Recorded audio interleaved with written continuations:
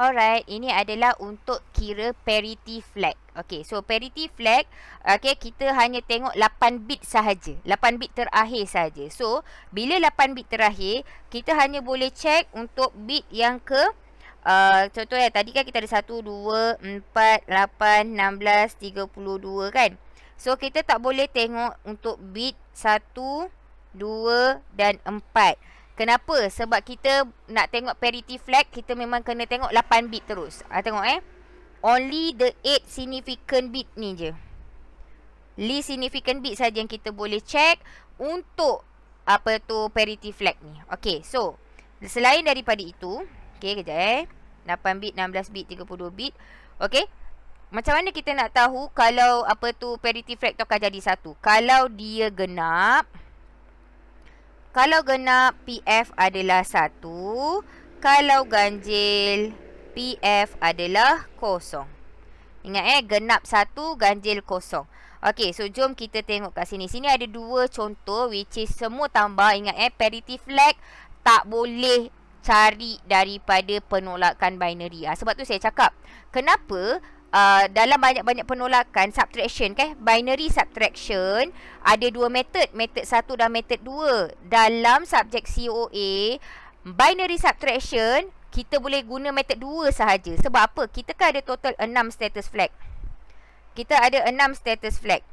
Tapi untuk penolakan, untuk buat binary subtraction, kalau awak nak guna yang tolak, kalau awak guna tolak, awak hanya boleh cari 4 status flag sahaja. Ini kalau awak guna metod 1. Ni kalau awak ada GAIL, awak nak guna metod 1. Kalau awak guna metod 2, awak boleh cari yang binary addition kan. Metod 2 tu dia ada buat binary addition.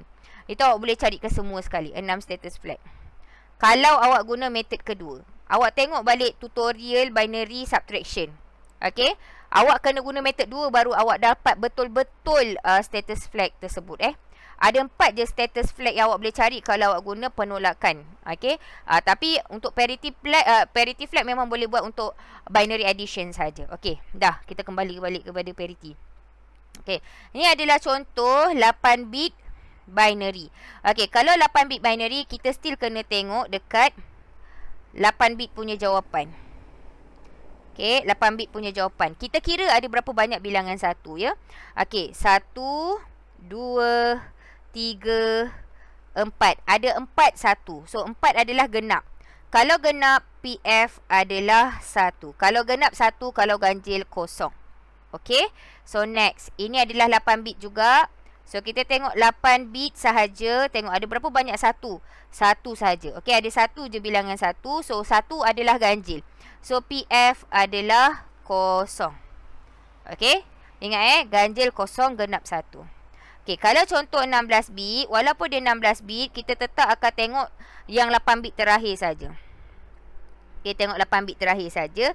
Kira ada berapa banyak bilangan 1? 1, 2, 3 dan 4. Ada 4 bilangan 1. Kalau 4, dia adalah genap. Kalau genap, PF adalah 1. Okay, PF adalah 1. Okay, so next adalah contoh 16 bit addition lagi. Tengok 8 bit yang terakhir. Kira ada berapa banyak bilangan 1? Ada 1 sahaja. Kalau 1 ganjil kan? Kalau ganjil, PF adalah kosong. Okay, so parity flag senang je sebenarnya. Okay, tak ada masalah pun. Awak hanya perlu tengok dekat 8 bit yang terakhir sahaja. Okay, so macam yang saya katakan, untuk cari status flag, mesti guna metod 2 sahaja untuk binary subtraction. Itu saja, sekian. Terima kasih.